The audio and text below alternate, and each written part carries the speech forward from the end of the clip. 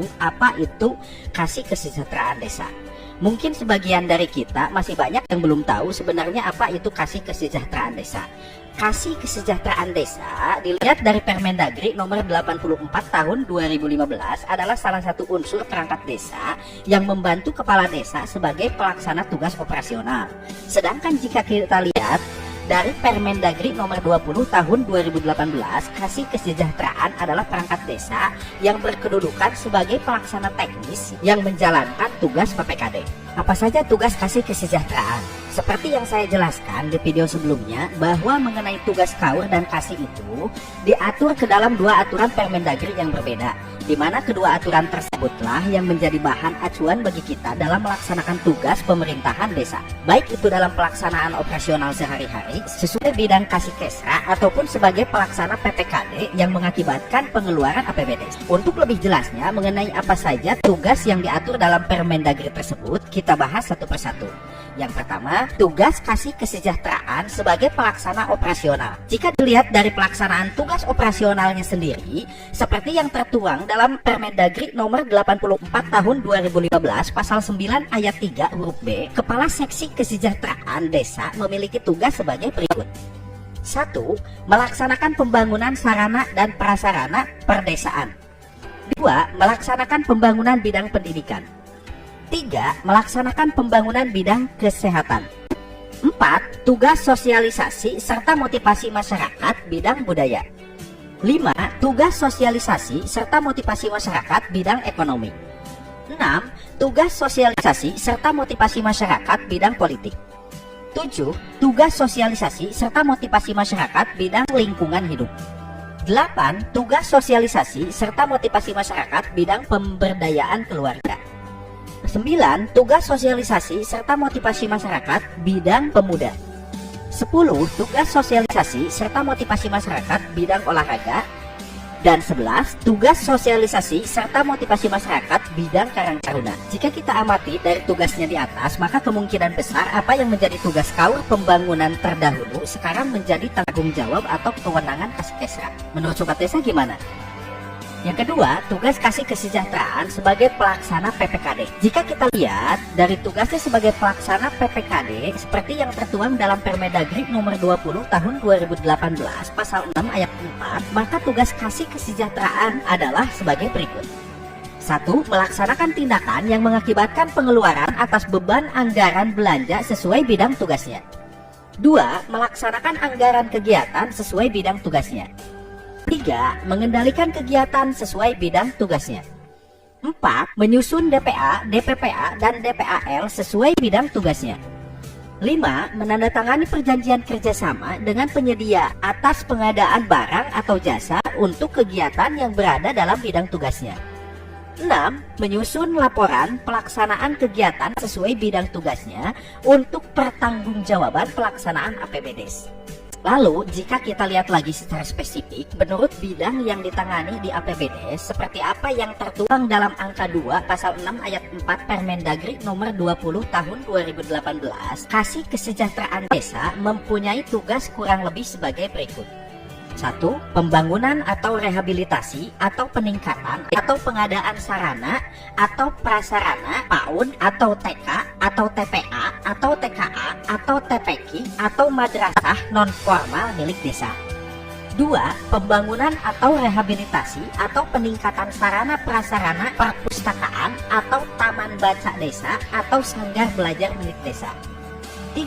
Pembangunan atau rehabilitasi atau peningkatan atau pengadaan sarana atau prasarana posyandu atau polindes atau PKD. 4. Pemeliharaan jalan desa. 5.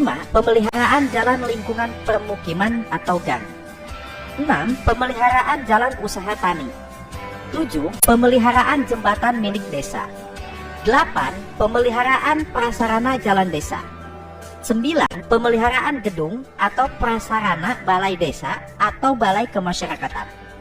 10. Pemeliharaan pemakaman milik desa atau situs bersejarah milik desa atau petilasan milik desa. 11. Pemeliharaan embung milik desa. 12. Pembangunan atau rehabilitasi atau peningkatan atau pengerasan jalan desa. 13. Pembangunan atau rehabilitasi atau peningkatan atau pengerasan jalan lingkungan permukiman atau gang. 14. Pembangunan atau rehabilitasi atau peningkatan atau pengerasan jalan usaha tani. 15. Pembangunan atau rehabilitasi atau peningkatan atau pengerasan jembatan milik desa. 16. Pembangunan atau rehabilitasi atau peningkatan prasarana jalan desa seperti gorong-gorong, selokan, kulvert, drainase, dan prasarana jalan lainnya. 17. Pembangunan atau rehabilitasi atau peningkatan balai desa atau balai kemasyarakatan. 18. Pembangunan atau rehabilitasi atau peningkatan pemakaman milik desa atau situs bersejarah milik desa atau petilasan. 19. Pembangunan atau rehabilitasi atau peningkatan embung desa.